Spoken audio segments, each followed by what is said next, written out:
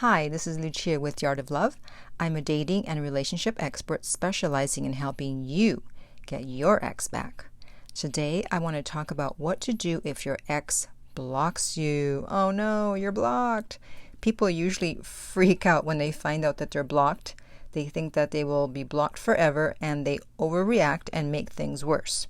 So I'm going to discuss why your ex blocked you and how to get unblocked. But before I do that, be sure to subscribe so that you don't miss out on any future videos. And while you're at it, tap the bell icon so you will be notified when a new video is up. So let's first talk about the reasons why an ex would block you. The first one is out of anger. You did something to make them upset with you and break up with you, you cheated, whatever. And so they want to send a strong message and they really want to have nothing to do with you at this moment, so they block you.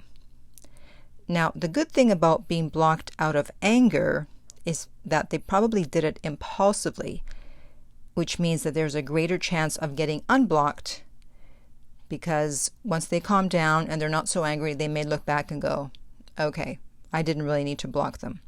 So if your ex did block you out of anger, depending on the reason for that anger, then there's a good chance you'll get unblocked. The next reason is that they truly want to move on, and it'll be a lot easier if they can't see what you're up to, if they can't contact you, and if you can't contact them. The third reason is that they're sad, they're upset, and they don't want to be reminded of you by seeing your posts or getting a text from you. It's a survival mechanism. And with time, when they're not as upset, when they're not as sad, again, here there is a good chance that they will unblock you. And then finally, it's because you are bugging them. And this is the one that you have control over. If you won't let them go, if you won't leave them alone, if you're pestering them, texting them, calling, then you basically give them no choice but to block you.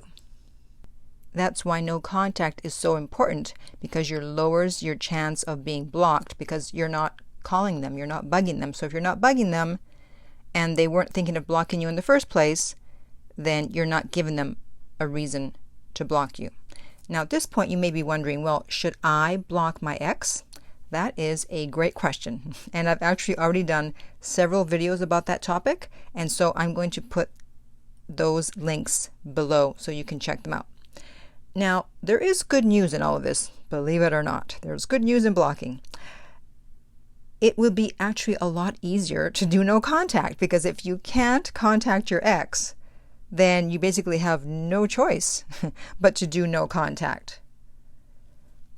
Also, you have to ask yourself, is this a full or a partial block? A partial block is, of course, much better than a full block. And a partial block, in case you don't know what that is, means that they've left some line of communication open. So you're not blocked on all platforms. You might be able to text them, but not hit them up on Facebook or Instagram, etc. But that doesn't mean that you can break no contact.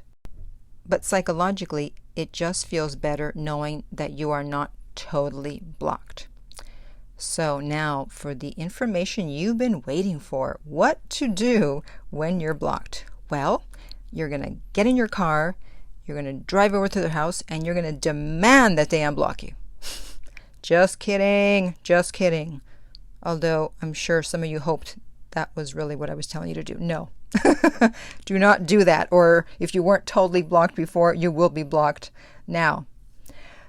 It's the same advice as no contact. You have to do nothing. So simple and yet so hard to do. You have to wait. You have to respect their desire to not be in contact with you at the moment instead of trying to push your desire to be in contact with them. And of course, it doesn't mean that you're going to be blocked forever. There's a very good chance that you will be unblocked at some point, And it's not going to happen all at once. They may unblock you on one platform, and then the next week or 2 weeks after that, unblock you on another platform. So it's a process. It's not something that's going to happen all just in one day. It might, but probably not. And the good news is that the chances are very high that they will be stalking your page. Even though they've blocked you, they will probably be looking to see what you're up to. That's why you don't want to block their family or their friends or friends that you have in common. Because even if someone has broken up with you, they are still going to be curious as to what you're doing, especially if you disappear and do no contact as you should be doing.